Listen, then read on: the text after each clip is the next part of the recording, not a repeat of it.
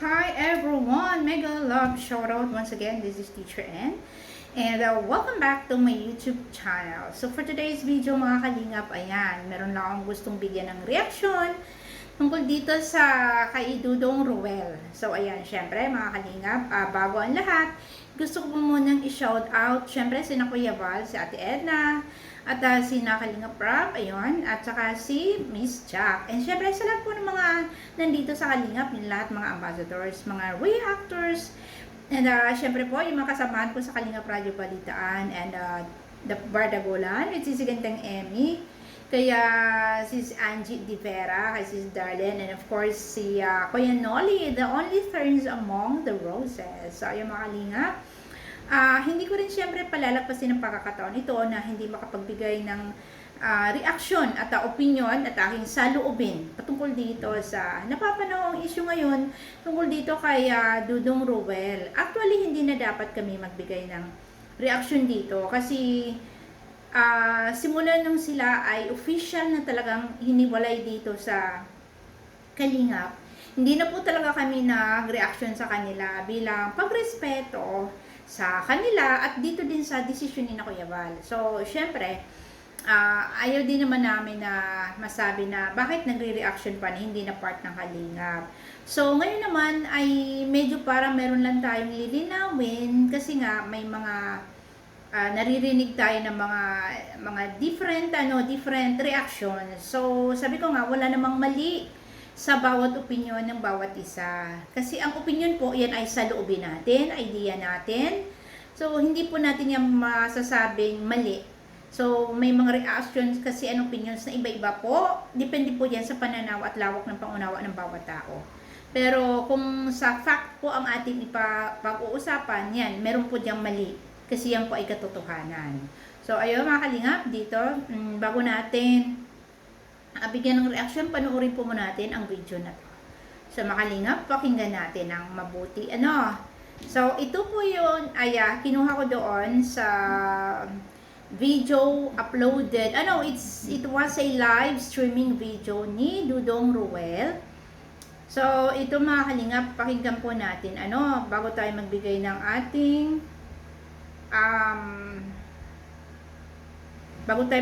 ating reaction. Ito, pakinggan natin.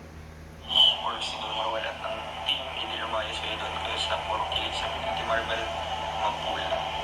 So, ayun. May nag-comment, Maribel. Magpula ba yun? Basta Maribel ang name. Sorry guys, medyo para bang, too much noise itong background ng video ni Dudong Ruel, no? So, yun na-play ko nga, binasa niya yung comment ni Maribel. Sabi niya, kung ayaw niyo si Charity, doon kayo sa love team.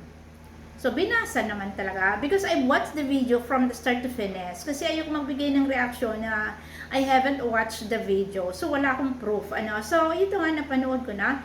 And then, so yun yung una na binasa talaga ni Dudong Ruel. Pero, akala ko, doon na nagtapos.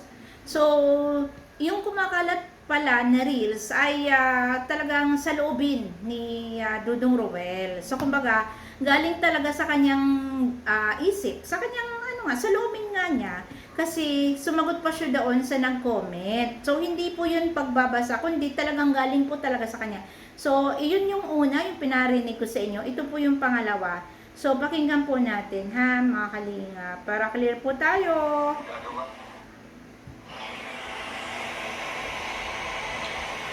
Gagawa ko kung hindi mababae. Ayaw kasi nila ng Charity, gusto nilang kiligan.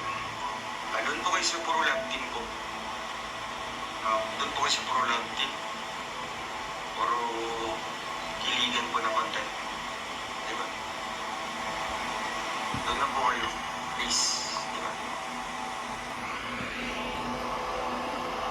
Okay, so yun, napanood na natin, no? So, una, may nag-comment, yung si Maribel nga, ay binasa ni Dudong Ruel, and then, in-ignore niya lang yun. So, kung parang binasa niya lang.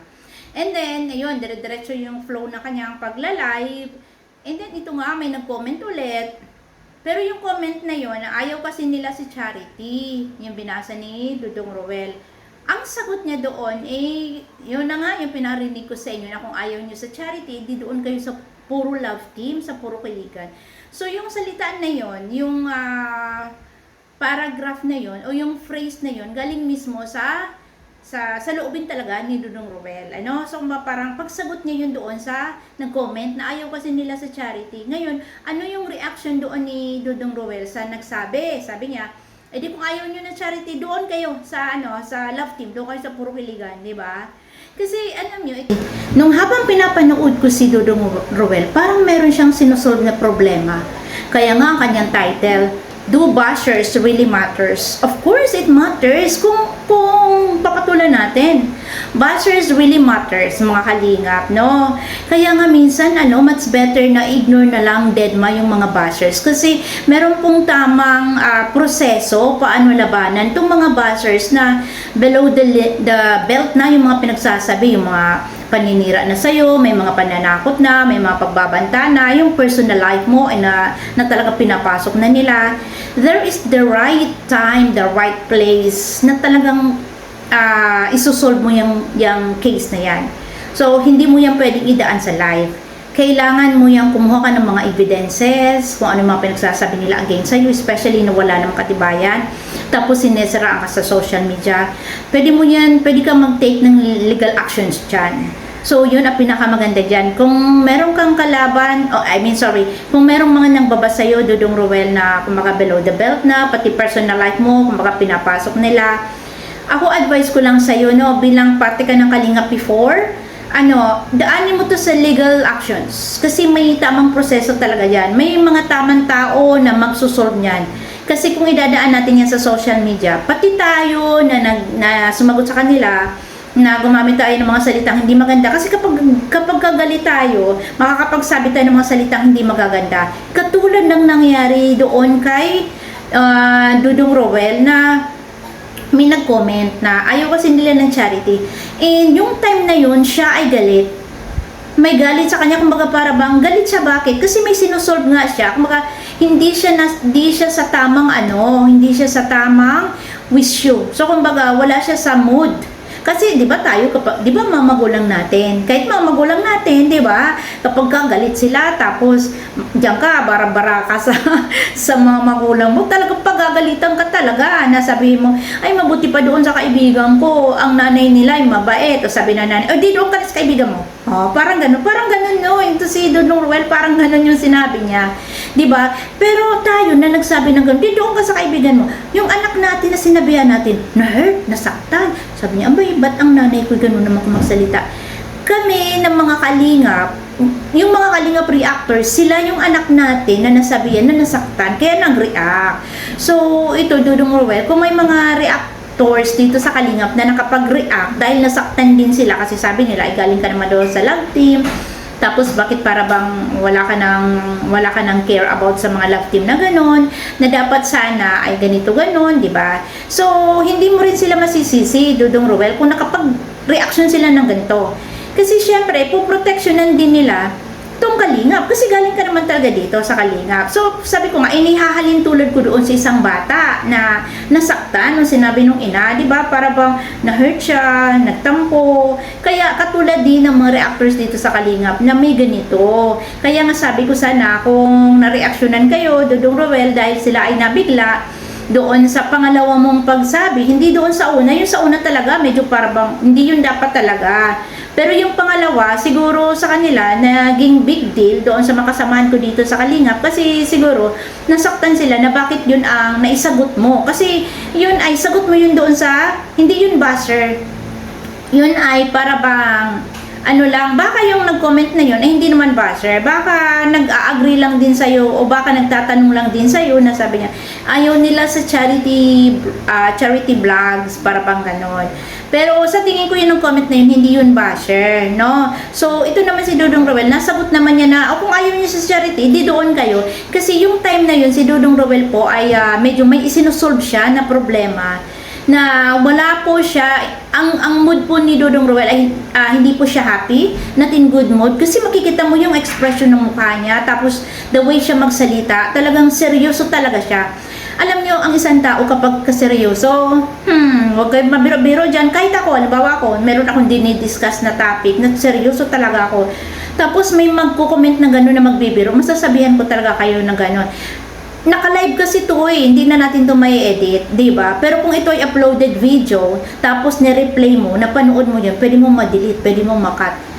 Pero itong kay Ruel kasi live to, 'di ba? So there were times na ako ganun din na bawa talagang galit ako. Depende sa emotions kasi natin yan, mga kaibigan. Kaya nga sabi ko, may punto din dito si Dudong Ruel kung bakit niya yun nasabi. Maybe, dala ng emotions niya kasi nga, he was talking about bashers. Kaya nga yun ang ano niya, yun ang kanyang topic, di ba? Do bashers really matter? Sabi ko nga, Dudong Ruel, yes, it really matters. Kung magpapa-apekto ka sa mga bashers. But if you will ignore those bashers, they won't matters, di ba? Pero sabi ko nga, sa akin, sabi ko, thankful pa din tayo sa mga bashers na yan kasi every views count. Di ba, naniniwala ba kayo na bawat pag-click sa video mo, it will count? Kasi manonood sila They will watch your video from the start to finish kasi nga mga bashers na sila, hinahanapan kanila ng mali. Kumbaga mga fault finder ang mga bashers na yan. Hindi sila maghahanap sa iyo ng mga kapuri-puring mga bagay, kundi ang ihahanap nila sa inyo ay yung mali, 'di ba, mga kalingap? Kaya yun ang topic niya. So kaya nga, actually hindi ko talaga hindi ko intention na panuorin from the start to finish. Para bang lang ako, para bang curious lang ba ako, ano ba talaga ang totoo?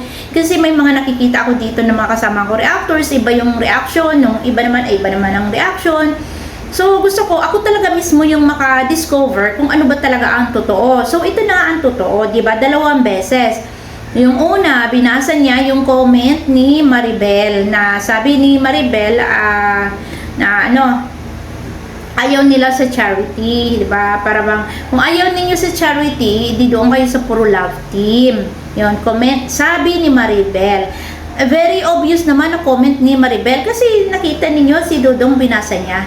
Pero yung pangalawa talaga, hindi. Talaga yun ay reaction niya. Yung,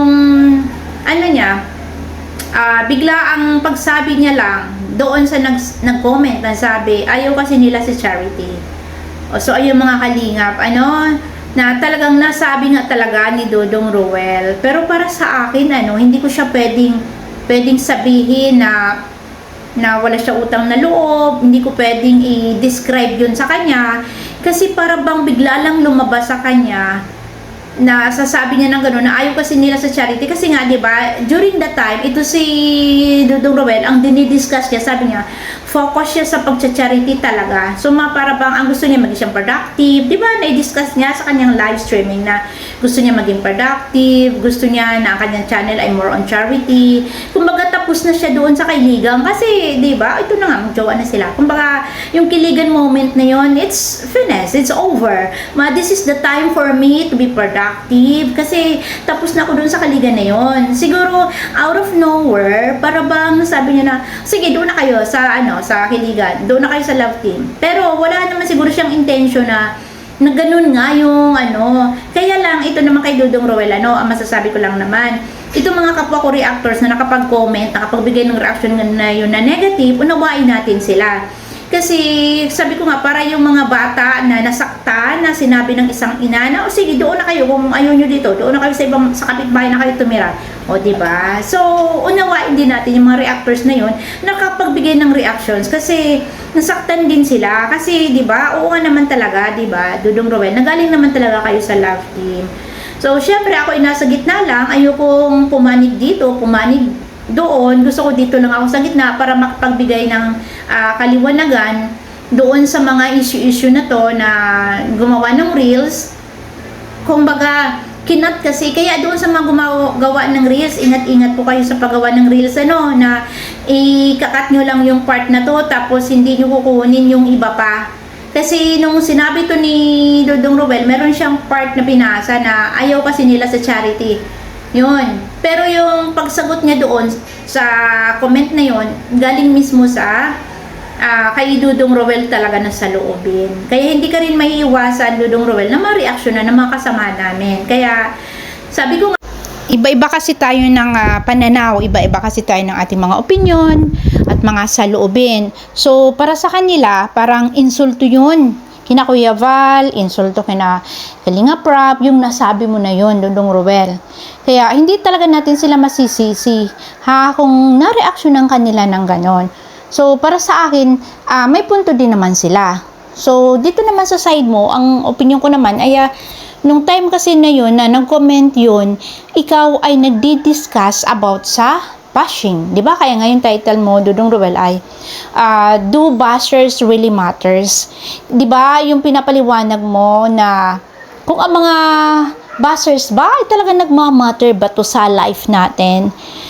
Depende sa bashers kasi yan, di ba? Para sa akin, kung halimbawa yung mga nangbabasa sa akin ay outside of my family or outside of my group or outside of the community na Kalingap, ang nagbabash, I don't care. Para bang dead ma, di ba?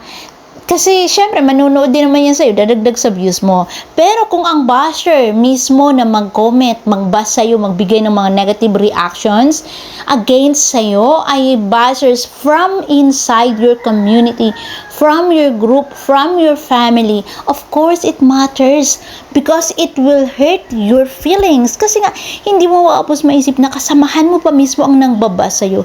Yun, kaya nga ng time na yun si Dudong Ruel, seryoso po siya, 'di ba? Dudong Ruel was discussing a very serious matters that time and biglang may nag-comment ng ganito. So para bang ang kanya talagang ay initial reaction niya ay talagang sasagot talaga siya. Sige, doon na kayo. 'Di ba? Kanina nga halintulad ko sa isang ina na sinabihan ng isang anak na sabi ng anak kaya ay mabuti pa doon mama sa kay ganito, ganyan. O, di nagalit yung mama. Para bang ganun si Dudong Ruel, no? Na sinabi niya yun, na para bang, siguro wala talaga siyang intensyon na kung baga insultuhin sina Kalinga Prab o sina Kuya Val or whatsoever. Siguro dala na din ng emotion niya because the time he was discussing about bashers and parang sa tingin ko kasi kung ina-analyze ko parang may sinusolve si Dudong Ruel, parang meron siyang gustong isolve na problema dito sa I don't know, ayoko kasing mag-conclude pero parang merong something si Dudong Ruel na dinidiscuss.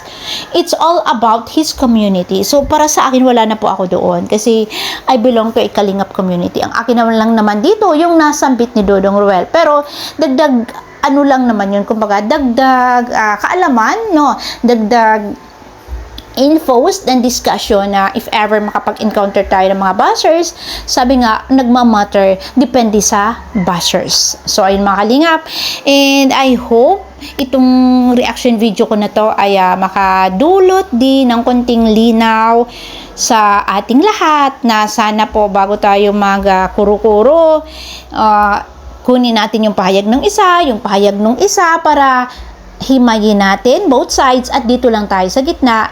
Palagi nating sasabihin na parehas naman silang may mga punto. Hindi lang nila makita ng time na yun kasi syempre itong mga reactor sa Kalingap abay talagang nag-react talaga. That is our work to do reactions. So sana maintindihan. Kaya what is the essence of pagiging reactors kung hindi kami magre-react, 'di ba?